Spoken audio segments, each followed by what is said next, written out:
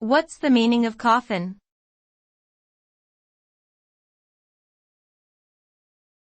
Coffin.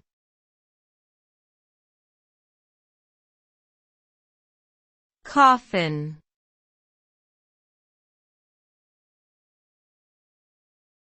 Coffin.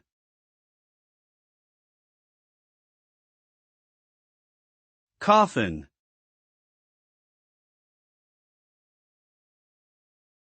A coffin is a box-like container used to hold the remains of a deceased person for burial or cremation.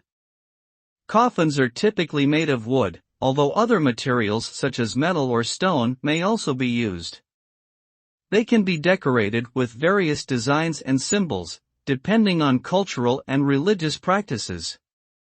Coffins are an important part of funeral traditions worldwide and are considered a respectful way to honor and remember the deceased.